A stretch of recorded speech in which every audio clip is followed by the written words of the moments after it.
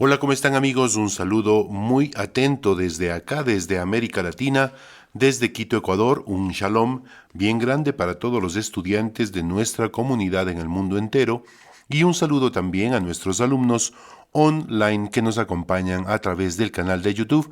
Bienvenidos a todos. Iniciamos nuevamente este viaje en el tren del tiempo y nos disponemos para aprender valiosas enseñanzas contenidas en la bendita Torá. Hoy estaremos considerando la parashá, la porción de la Torá que se llama Vayigash. Estas palabras quieren decir y se acercó, y se refieren a cuando Judá se acercó a José para rogarle por la vida de Benjamín.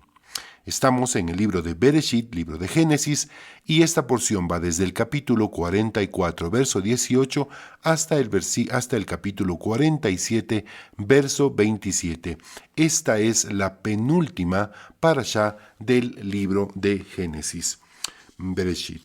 Solamente para ponernos en contexto, ya que esta parashá contiene preciosas enseñanzas, quisiera comenzar leyendo el capítulo 44, desde el verso 1, para poder entrar en contexto de lo que vamos a estudiar, a reflexionar en este estudio. Dice el capítulo 44 del libro de Bereshit, verso 1. Y José ordenó al mayordomo de la casa: llenad de provisiones los costales de los hombres, todo lo que entre allí, y pon la plata de cada uno en la boca de cada costal. Pon mi copa, la copa de plata, en la boca del saco del menor, como así el dinero por su compra del trigo. Y el mayordomo cumplió con lo que había ordenado José. Al clarear el día siguiente, los hombres fueron despedidos, ellos y sus asnos. Cuando se alejaron de la ciudad y todavía no estaban muy lejos, le dijo José a su mayordomo: anda y persigue a los hombres, y cuando los alcances diles: ¿por qué pagasteis mal por bien? ¿Por qué os llevasteis la copa en la que bebe mi señor y por medio de la cual suele adivinar? Habéis hecho muy mal.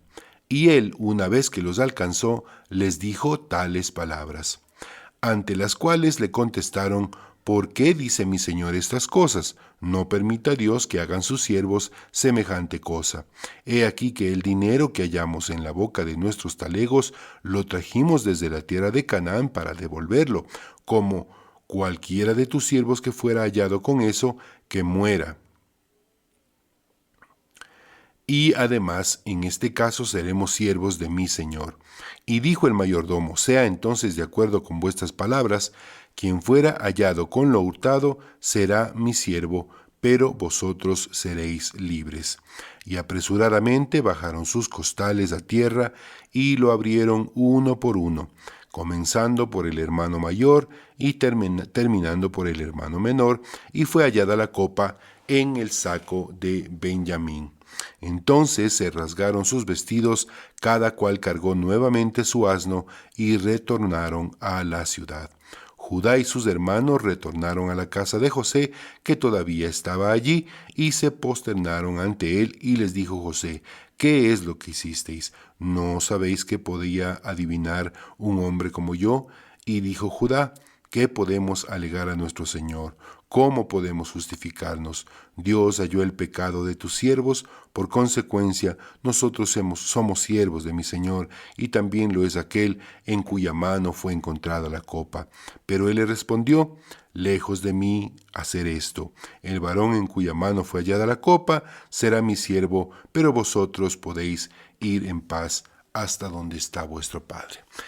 Esto es el contexto, digamos, de donde va a comenzar la parashá, la porción Vayigash. Y quiero enfatizar algunos aspectos interesantes de esto que no pertenece a la porción bíblica de esta semana, pero que creo que es importante destacar. Bien, a mí me parece interesante que se menciona aquí en el capítulo 44, verso 4, y dice: José le dice al mayordomo: anda y persigue a los hombres, y cuando los alcances, diles. Entonces José está dando una orden a su siervo para que diga específicamente esto. ¿Por qué pagasteis mal por bien? ¿Por qué os llevasteis la copa en la que bebe mi señor y por medio de la cual suele adivinar? Piensen por un momento, queridos estudiantes, en esto. ¿Es que acaso José practicaba adivinación? Como casi siempre que tengo la oportunidad y que el texto lo permite, hago una pausa para hacer énfasis nuevamente, queridos amigos, hermanos, familia, estudiantes, en que no podemos leer la Escritura de manera textual, de manera literal. Cualquier persona sin el conocimiento previo o sin la capacidad de interpretar las Escrituras conforme a la interpretación que brinda la Torá, podría decir aquí que José, habiendo estado durante ya 20 años, más todavía 30 años ahí en Egipto, se ha asimilado y ha aprendido las artes egipcias, las artes de adivinación egipcia. Y podríamos decir, aquí el texto dice, y generalmente esa es la muletilla de muchas personas cuando dicen, pero aquí dice, aquí está escrito. ¿Por qué entonces José le dice a su siervo que les diga, porque se llevaron la copa en la cual bebe mi señor y con la cual suele adivinar? No es que la respuesta esté escrita aquí mismo, pero quiero hacer énfasis en cómo comienza el capítulo 44. Y ojo que todavía no entramos al estudio de la parashá Vayigash. Dice el capítulo 44, verso 1, y José ordenó al mayordomo de la casa. Vamos a ver cómo José estructura el plan para poder quedarse con Benjamín y ver cómo reaccionan sus hermanos. Llena de provisiones los costales de los hombres. Esto quiere decir que tenían que llenar los costales hasta el tope, lo más llenos que puedan estar. Todo lo que entre allí y pon la plata de cada uno en la boca de cada costal. Es decir, ya una vez los hermanos se habían llevado el dinero y cuando llegaron hasta donde su padre Jacob, lo encontraron el dinero y ahora cuando regresaron nuevamente, regresaron con la doble paga, es decir, con el dinero que encontraron y con el dinero con el que iban a comprar nuevamente alimento. Dice el verso 2, atención, pon mi copa, la copa de plata, en la boca del saco del menor. En ningún momento aquí José está diciendo, pon la copa con la que yo adivino. En ningún momento. Entonces, ¿por qué después le dice al mayordomo, diles, ¿por qué se llevaron la copa en la que bebe mi señor y con la cual hace adivinación? Bien, esto es solamente un artilugio. Es algo que tenía por costumbre el pueblo egipcio y que era de conocimiento de la cultura, que se hacía adivinación a través de muchos artículos, muchas cosas, muchos artefactos, entre ellos una copa. Entonces, lo que está haciendo la Escritura es mostrar que a través de este engaño, de este artilugio, el mayordomo estaba manteniendo esta, por así decirlo, obra de teatro de engaño para descubrir a el que supuestamente se había robado la copa. Cuando el mayordomo, el siervo, empieza a buscar dentro de los costales de los hermanos, dice la Escritura que lo hizo. A ver, les leo el texto. Dice el texto, el verso 8. He aquí que el dinero que hallamos en la boca de nuestros talegos lo trajimos desde la tierra de Canaán para devolverlo. ¿Cómo pues hubiéramos podido hurtar de la casa del Señor plata u oro? Cualquiera de tus siervos que fuera hallado con eso, que muera Y además, en ese caso seremos siervos de mi Señor. Ya, los hermanos proponen algo. Aquel en el que sea encontrada la copa debe morir. Y los demás, los hermanos, van a quedarse como siervos. Eso es lo que ellos proponen, porque esa era la ley, la costumbre en esos días. Si alguien era encontrado robando, esa persona debía morir, y si tenía cómplices, esas personas debían quedarse como siervos. Pero el siervo les hace una contrapropuesta y les dice, y dijo el mayordomo, estoy leyendo el verso 10, entonces de acuerdo con vuestras palabras, quien fuera hallado con lo hurtado será mi siervo, pero vosotros seréis libres. Entonces lo que está diciendo el mayordomo es, así es, así como ustedes lo dicen, así es la ley, pero yo les hago una propuesta más condescendiente. Eso es lo que están diciéndoles. Y dice el verso 11, y apresuradamente bajaron sus costales a tierra y lo abrieron uno por uno, comenzando por el hermano mayor y terminando por el menor, y fue hallada la copa en el saco de Benjamín. El siervo no buscó directamente en el costal que llevaba Benjamín, porque eso hubiera sido lo que hubiera descubierto que él ya sabía en dónde estaba.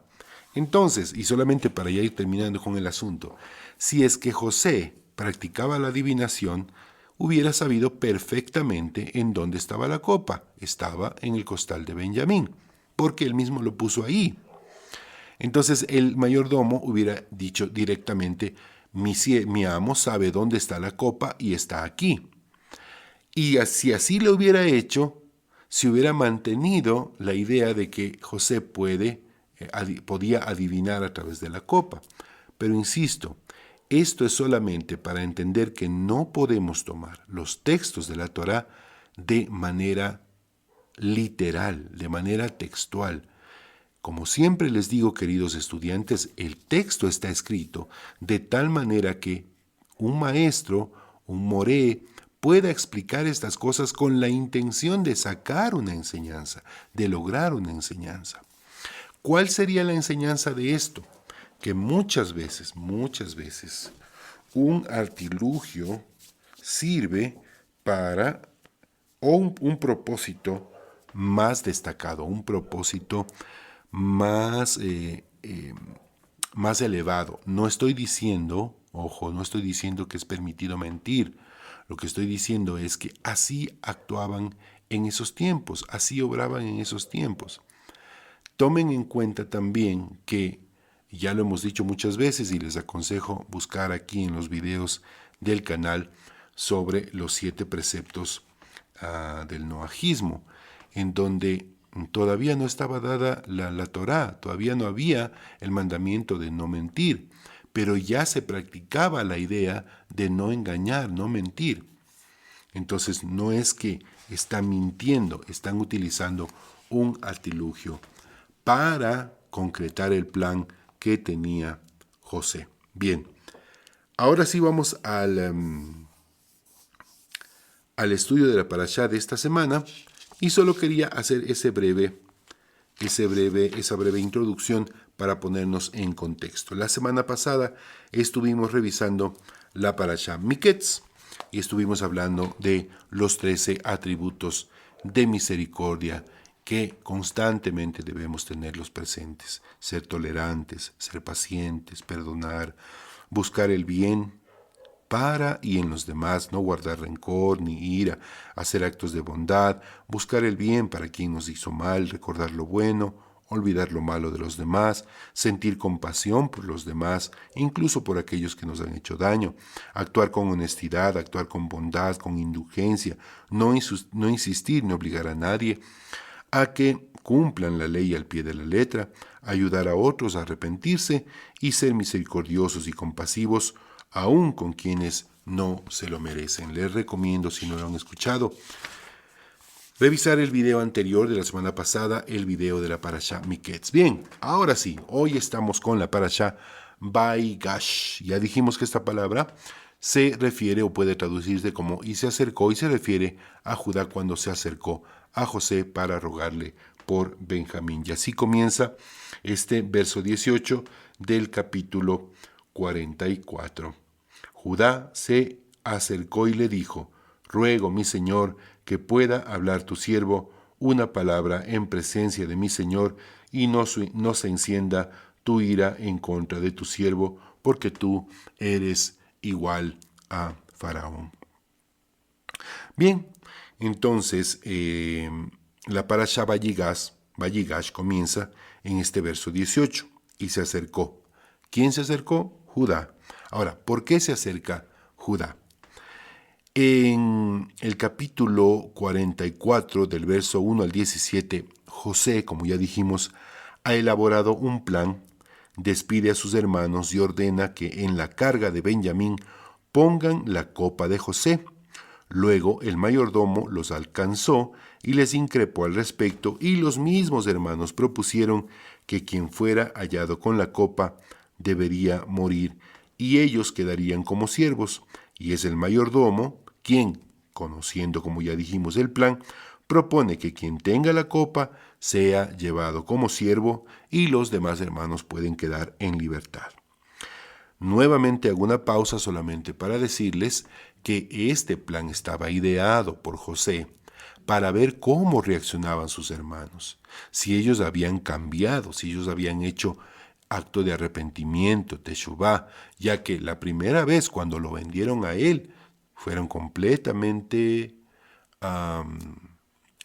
indolentes al hecho de abandonar a su hermano. Entonces él quería ver si ahora, si esta vez, ellos clamaban por la vida de Benjamín, si le rogaban que les perdone o perdone la vida de Benjamín. Ellos han cambiado porque ahora ya han hecho arrepentimiento por lo que hicieron con José. Ese era el propósito de tener este plan. La copa de José es encontrada en el saco de Benjamín. Todos nuevamente son llevados ante José, y él les dice que el menor se va a quedar como su siervo, pero los demás pueden regresar con su padre Jacob. El capítulo 44, verso 18 dice: y se acercó Judá y dijo. Así comienza esta parashá. Entonces hagamos un resumen y algunas aplicaciones para nuestra vida de estos capítulos. Capítulo 44. Judá le ruega a José por la vida de Benjamín, quien fue traído sabiendo que su padre Jacob les anticipó que no permitieran que le suceda nada malo. Judá le dice a José que él mismo le garantizó a su padre que el jovencito regresaría con vida, y se ofrece él mismo a ocupar el lugar de siervo a cambio de Benjamín. Judá le garantizó a su padre, le dijo: yo me pongo de garantía de que no le va a pasar nada a Benjamín. Capítulo 45. Conmovido ante tal acto de sacrificio por parte de Judá, José se revela ante sus hermanos. Les dice: yo soy José, Aní Yosef. ¿Vive aún mi padre? Sus hermanos están completamente sorprendidos. José les dice que no se angustien, que es el mismo juez supremo quien le ha traído hasta Egipto con un propósito concreto. Les pide a sus hermanos que traigan a su padre, a todas las familias de ellos, para que vivan en Egipto. Capítulo 46. Israel, es decir, Jacob, se dispone a bajar hacia Egipto, y nos informa la Torá que fueron 70 personas quienes llegaron.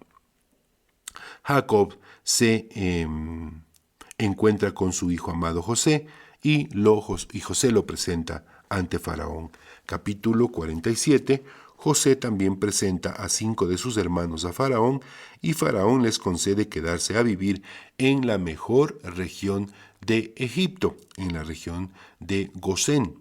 ¿Por qué les deja vivir ahí? Bueno, porque les dice que sus hermanos eran pastores, eran ganaderos. Y para los egipcios de la época, era el ser pastor, el ser ganadero, era un trabajo con cierto grado de divinidad, porque hacer producir a los animales era algo que tenía que ver con los dioses o con la idea de dioses de los egipcios. Entonces tenían este privilegio de vivir en buena tierra. Por eso les permite dejarles en la mejor tierra. José comienza a sustentar a toda su familia y a sus hermanos y a su padre. Desde el capítulo 47, verso 13, la Torá nos informa sobre el hambre que impera en toda la tierra y cómo la sabiduría de José le permitió administrar efectivamente sobre los bienes de Egipto. Bien, los sabios explican que el tiempo de abundancia duró 7 años, los 7 años que José estuvo administrando Egipto, y que algunos estudiosos dicen y que los años de hambruna fueron solamente 2, aunque tradicionalmente se habla de 7 años de abundancia y 7 años de hambruna. Pero les digo esto para conocimiento general, porque la Escritura no habla de los 7 años de hambruna, sino solamente de 2 años de hambruna. Bueno, vamos a hacer algunas preguntas y algunas aplicaciones para esta porción de las Escrituras. La esencia, la fuerza de esta porción es el concepto de acercarse. Como ya dijimos, Vayigash quiere decir y se acercó. Entonces, la fuerza, la esencia de esta porción es el concepto de acercarse, es decir, tomar la iniciativa. Nosotros debemos siempre tomar la iniciativa. De alguna manera podemos decir, nosotros debemos ser siempre la causa, siempre los que tomamos la iniciativa, no los que recibimos las consecuencias. Tomar siempre la decisión de acercarnos, de hacer las cosas y de ser proactivos, esa debe ser siempre nuestra actitud. Las plantas no pueden tomar decisiones, operan por la fuerza de su naturaleza. Los animales no pueden tomar decisiones, se mueven bajo su instinto primitivo. Los ángeles, ni siquiera los ángeles pueden tomar decisiones, se mueven, obedecen bajo las condiciones, la condición irrestricta de su esencia, que son mensajeros de Dios. A veces pensamos que los ángeles tienen capacidad de decisión, que ellos deciden qué hacer o qué no hacer. Pues esto no es así. Ni siquiera los ángeles tienen la capacidad de decidir sobre lo que quieran hacer o no. Los únicos que tenemos la capacidad de decidir somos los seres humanos, las almas vestidas de carne y hueso. La parashá comienza, como dijimos, con 4 palabras, Vayigash, Elav Yehuda, Vayomer, y se acercó Judá y dijo. Nuevamente, hacemos la pregunta, la reflexión. ¿Quién se acerca? Judá. ¿A quién se acerca? A José. Ahora, ¿por qué lo hace? ¿Qué es lo que lo motiva? Judá le garantizó a su padre que Benjamín volvería con vida. Y él quiere cumplir su palabra. Judá Judá conoce el dolor de perder a 2 hijos. Recuerdan, él perdió, lo vimos en el capítulo 38, él perdió a su hijo Onán y a su hijo ya que estos hombres hicieron lo malo delante del Eterno al no querer tener descendencia. Y como siempre digo, las Escrituras son un tesoro maravilloso. Podríamos hablar por muchas horas acerca de cada cosa que la bendita Torá nos enseña. Ojo con aquellos jovencitos, jovencitas que dicen, nosotros no queremos tener hijos. Al Eterno no le agrada esto. Él quiere que se cumpla el mandamiento Pru Urbu. ¿Qué quiere decir esto? Multiplicarse, llenar la tierra con seres humanos, con descendencia, y más todavía con niños que conozcan desde el principio, desde sus pequeños años, las verdades de la Torá. Pero bueno, tema de otro estudio. Entonces Judá sabe lo que es perder 2 hijos, porque él ya ha perdido 2 hijos. Entonces él, que ya conoce ese dolor, no va a permitir que su padre Jacob pase por el mismo dolor, pues ya perdió a José y ahora está pendiente de un hilo la vida de Benjamín. Pausa para la reflexión. Solo cuando somos capaces de aprender de nuestro dolor, podemos superar el sufrimiento y ser misericordiosos con los demás y tratar de evitar el dolor a otras personas. Decíamos hace unas semanas que es precisamente para que nosotros podamos ser empáticos con las personas que a veces el Eterno permite que pasemos por situaciones difíciles. ¿Cómo podríamos nosotros entender el dolor de las personas si no lo experimentamos en carne propia? ¿Cómo podríamos entender nosotros el dolor de un hijo que no conoce, que no respeta, que no ama a Dios, que vive una vida lejos de los caminos del Eterno? ¿Cómo podríamos nosotros entender a una familia que tiene esa situación si nosotros no lo experimentamos? ¿Cómo podríamos entender el dolor de un matrimonio que se está destruyendo si nosotros no pasamos por situaciones difíciles? Fácil sería para nosotros como padres de hijos que son buenos, que están dentro de los caminos del Eterno, que guardan los 7 preceptos de vida, en nuestro caso como noágidas. Sería fácil para nosotros decir, no, eso es fácil, hay que decirles, hay que criarles bien, hay que insistirles. Pero ¿cómo se sentiría unos padres que no tienen hijos así? Entonces nosotros pasamos por muchas cosas justamente para entender el dolor de esos padres. ¿Cómo podríamos decirle nosotros a un matrimonio, no, ustedes tienen que amarse, ustedes tienen que honrarse, ustedes tienen que respetar el matrimonio es una bendición de Dios y si nosotros no pasamos? Y así por cada circunstancia.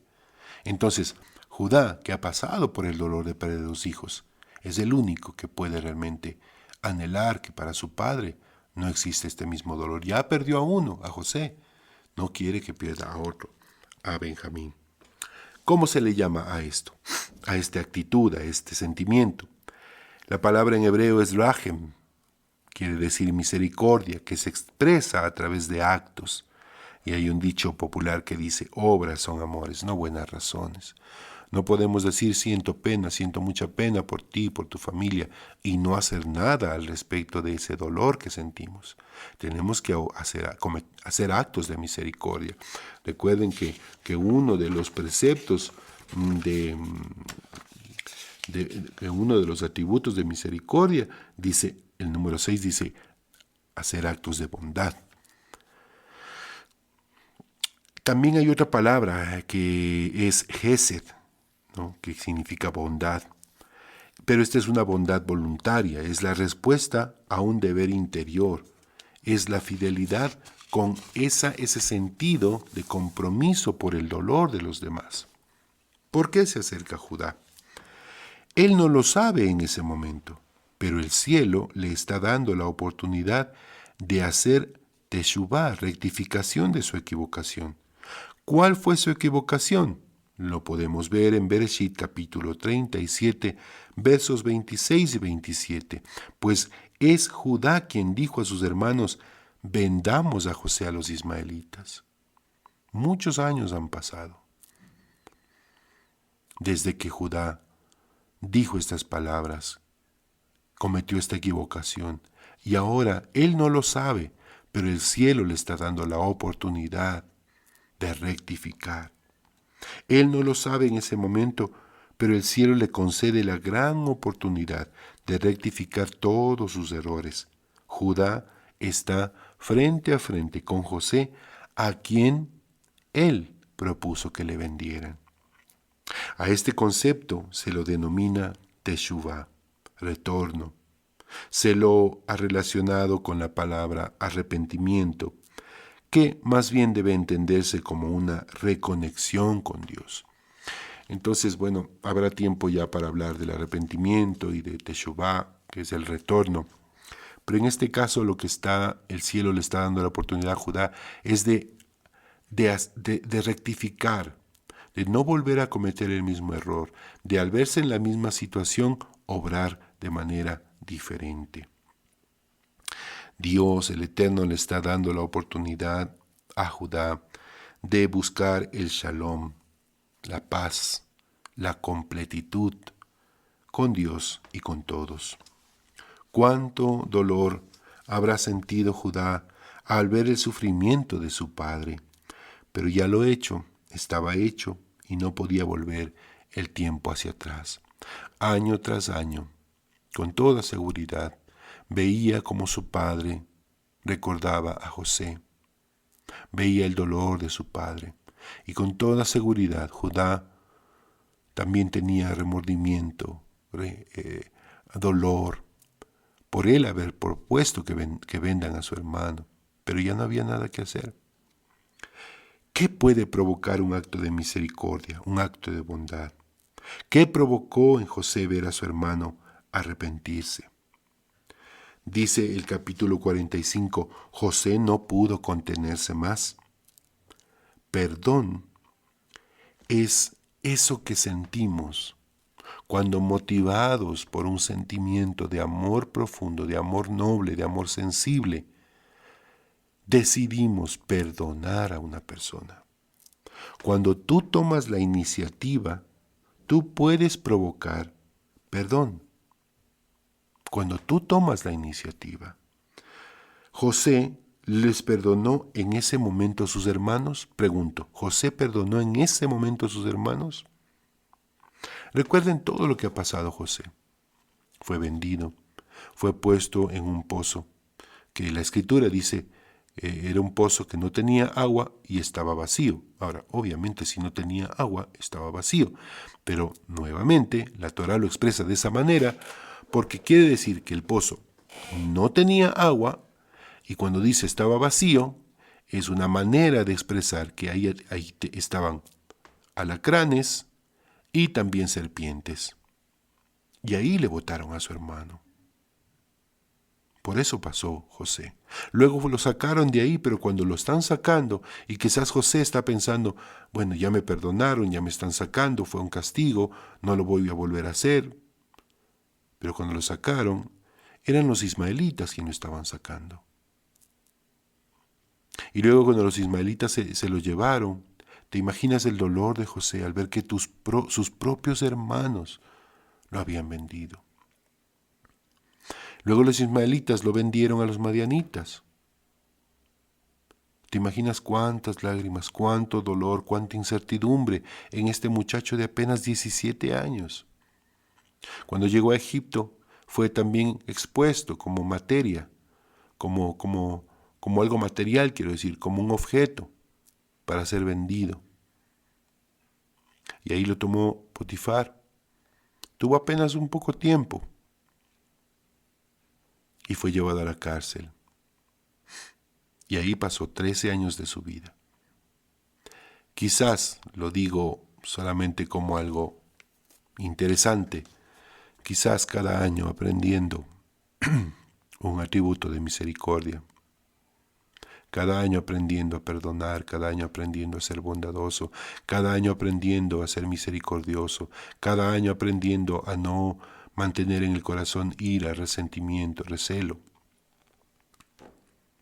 Entonces José no les perdonó en ese momento.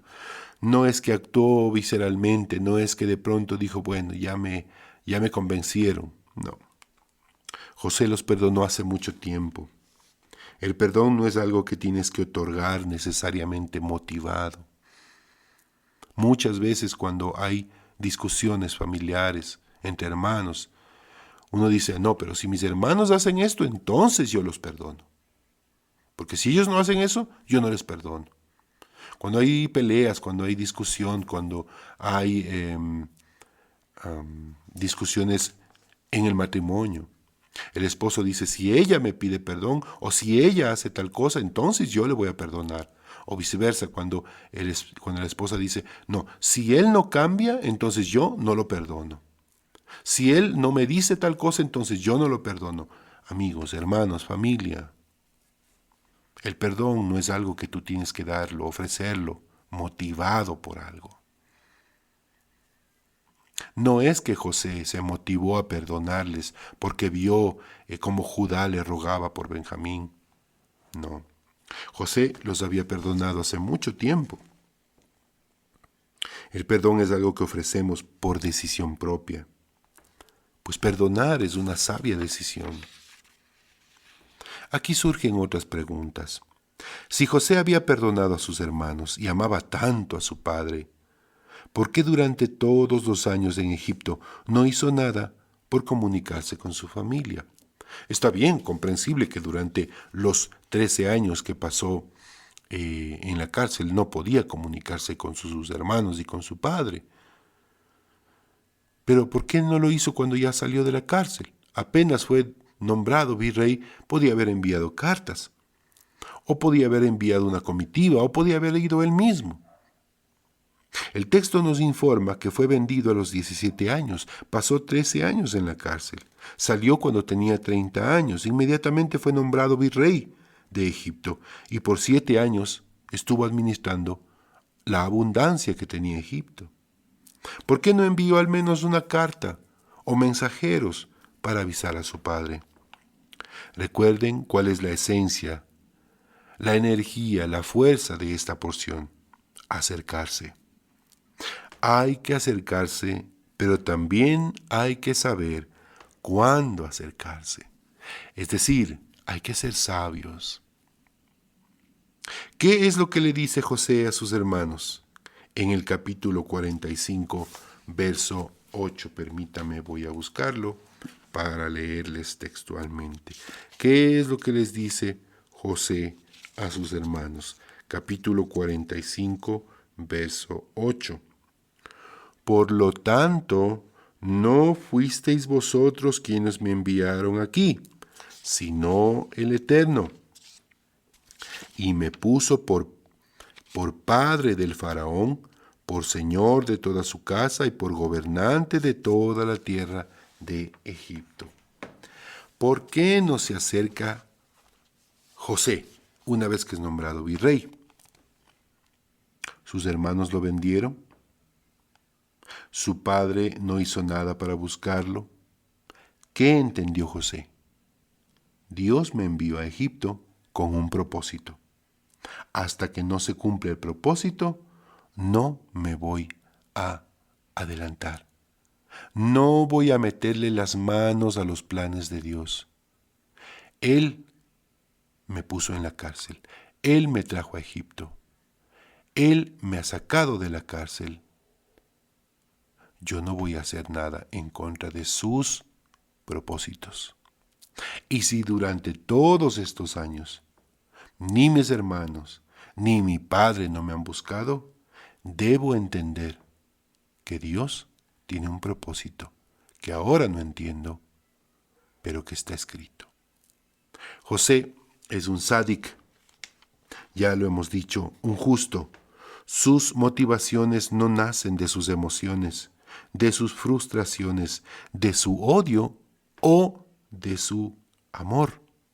José se mueve de acuerdo a la dirección que el Eterno, el Dios vivo, designa. No podemos nosotros obrar bajo la motivación del resentimiento, del rencor, de la ira, pero tampoco del amor. ¿Cómo debemos entender esto? Muchas veces como padres vemos que nuestros hijos pasan por situaciones difíciles, pero no podemos alivianar el camino de ellos porque con toda seguridad el Eterno tiene un propósito para lo que están pasando nuestros hijos. Y esto es a lo que yo le llamo meterle la mano al plan de Dios. En alguna ocasión, frente a una situación, en alguna circunstancia muy difícil de la vida de mi hijo varón,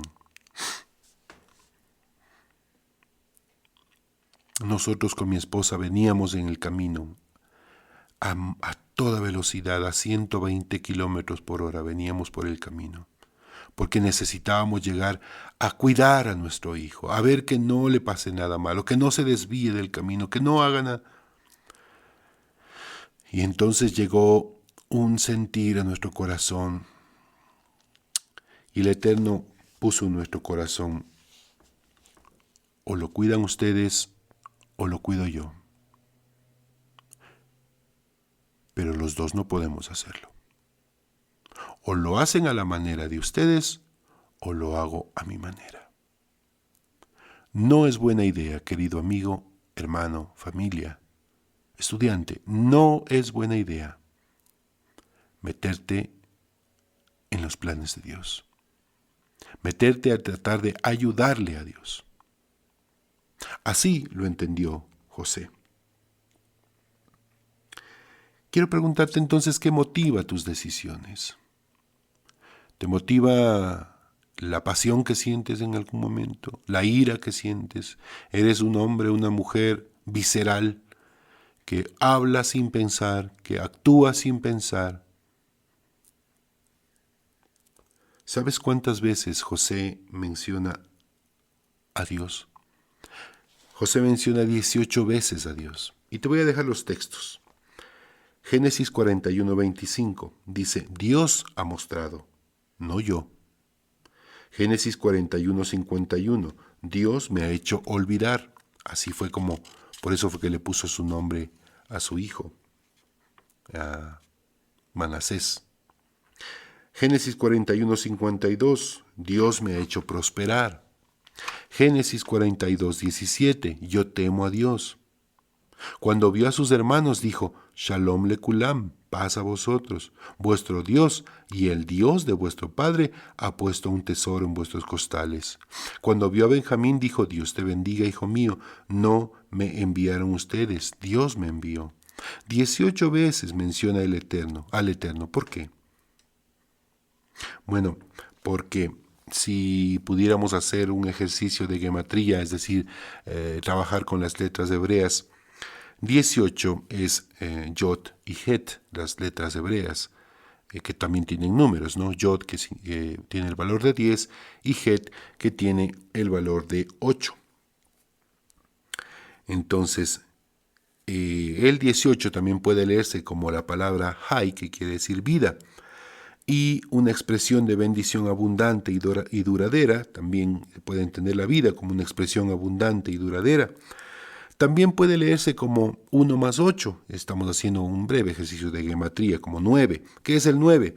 El 9, en cambio, es la letra Tet, que significa renovación, interiorizar para aprender y crecer. Es decir, el bien está dentro de nosotros, pero hay que encontrarlo a través del autoanálisis. Y muchas veces no tenemos la oportunidad de hacer el autoanálisis porque estamos cómodos. Solamente cuando viene el dolor es que podemos hacer un autoanálisis sincero, completo. Y José ha tenido muchos años para hacer este autoanálisis. Tet es la letra con la que se escribe la palabra Tov, que en hebreo quiere decir bueno o bien, o también quiere decir bello. Entonces, José pudo también haberse acercado mucho antes a su familia y a sus hermanos y a su padre, pero supo esperar por el tiempo propicio. ¿Cómo lo hizo? ¿Cómo supo que había llegado el momento? Recordemos un hecho muy importante. Como les dije, Faraón tuvo 2 sueños y en uno, ya hablamos antes de la dualidad que tiene un solo propósito, la noche y el día, el dolor y la abundancia, la prosperidad, esa dualidad, ¿no? ¿Qué vio el faraón en estos sueños? Vio 7 vacas gordas y 7 vacas flacas, pero también vio 7 espigas sanas y 7 espigas malas.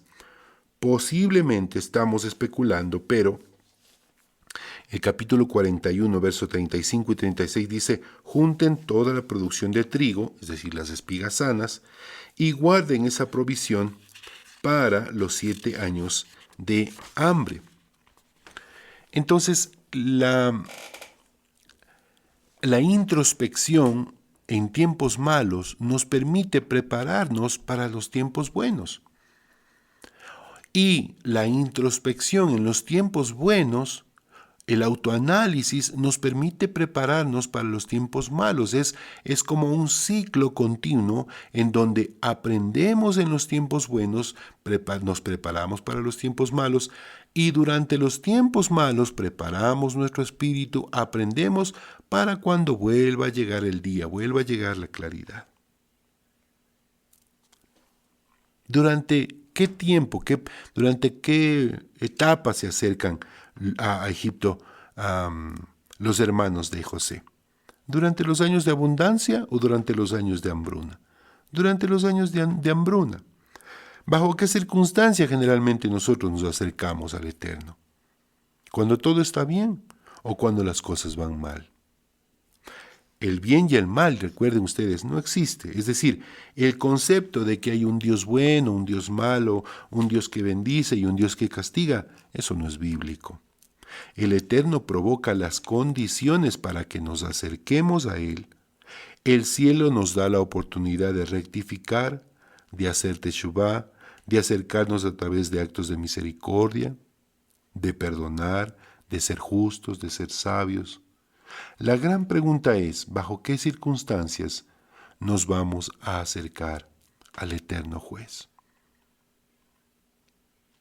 Que los tiempos de abundancia nos sirvan para reflexionar en el propósito que Dios tiene en los tiempos de angustia, y que los tiempos de angustia nos sirvan para recordar, para agradecer la misericordia de Dios en los tiempos de bondad. ¿En qué circunstancias tú te vas a acercar al eterno Dios? ¿Cuando estás pasando bien o cuando estás pasando mal? ¿Vas a esperar a que lleguen los malos tiempos para buscar de Dios? ¿O vas a aprovechar los tiempos buenos para conocer al Dios vivo, al Dios bueno, al Dios real, al Dios justo, al Dios misericordioso, al Dios de Abraham, Isaac, Jacob y José Hasadik? Toma ahora una decisión sabia, justa. Decide perdonar, decide olvidar, decide acercarte, decide tomar la iniciativa. No esperes que alguien haga algo para merecer tu perdón. El perdón es una sabia decisión. Decide ahora mismo perdonar, olvidar, no tener un perdón con un archivo guardado. Perdonar de corazón. Perdonar y nunca más recordar. Jamás en la Torah vemos que José les haya recordado todas las cosas malas que hicieron sus hermanos. Él no lo hizo. Él los perdonó mucho tiempo atrás. Ahora solamente va a disfrutar de sus hermanos, su padre. ¿Por qué no te dispones a disfrutar de lo que Dios te ha dado ahora? Decide perdonar. Decide sabia y justamente. Que el Eterno te bendiga. Amén. Gracias por acompañarnos cada semana en el estudio de estas preciosas enseñanzas. Vivamos con entusiasmo cada día, haciendo algo para que el mundo en el que vivimos sea mejor, sabiendo que el Eterno nuestro Dios, el dador de la Torá, el que nos ha dado los 7 preceptos de vida, quiere transformar lo que pensamos, lo que hablamos, lo que sentimos y lo que hacemos. Comparte este video con tus amigos y familiares y permite que más y más personas sean instruidos a través de las enseñanzas de la Torá. Nos vemos la próxima semana, Bezrat Hashem, si el Eterno así lo permite, con una nueva reflexión, con la última parashá, la última porción del libro de Génesis. Que el Eterno me los bendiga abundantemente. Shalom, shalom.